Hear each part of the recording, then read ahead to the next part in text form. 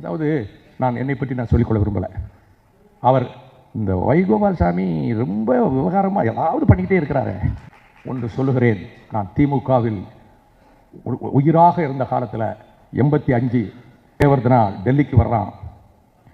Prime minister Rajiv Gandhi பக்கத்தில் இருக்கிறாரு. பிரஸ்காரம் வந்து கேட்குறான், இந்த உங்களுடைய ஸ்ரீலங்கா சிலான் தமிழ் இஷ்யூவுக்கு என்ன காரணம்னு கேட்குறாங்க.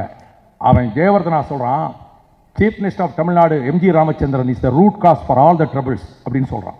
மறுநாள் பார்லிமெண்ட்டு கொஸ்டின் அவர் முடிஞ்சது. ராஜீவ்காந்தி உட்கார்ந்துருக்கிறாரு. கொஸ்டின் அவர் முடிஞ்ச உடனே 0 ஹவரில் எந்திரிச்சேன். வெளிநாட்டிலிருந்து வருகிற எந்த அதிபரும் போற்ற சாப்பாட்டை தின்னுட்டு மரியாதையாக போகணும்.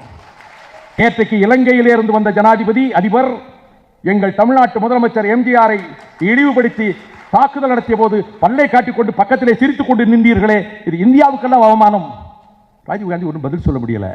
உடனே காங்கிரஸ்காரங்கள்லாம் எந்திரிச்சு, என்ன எம்ஜிஆர் மேலே கோபாலசாமிக்கு திடீர் காதல் வந்துருச்சு கிண்டல் பண்ணாங்க.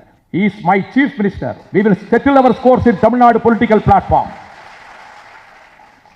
அண்ணாதிமுக எம்பிக்கள் யாரும் எந்திரிச்சு பேசல, வெளியே வந்தாங்க. அண்ணே நாங்கள் கூட்டணியில் இருக்கிறோம், ஒன்றும் சொல்ல முடியல, நீங்க நல்லா கொடுத்தீங்கன்னு அவங்களுக்கு. ஒரு தவறு செய்தால் அதை தெரிந்து செய்தால் அவன் தேவன் என்றாலும் இடமா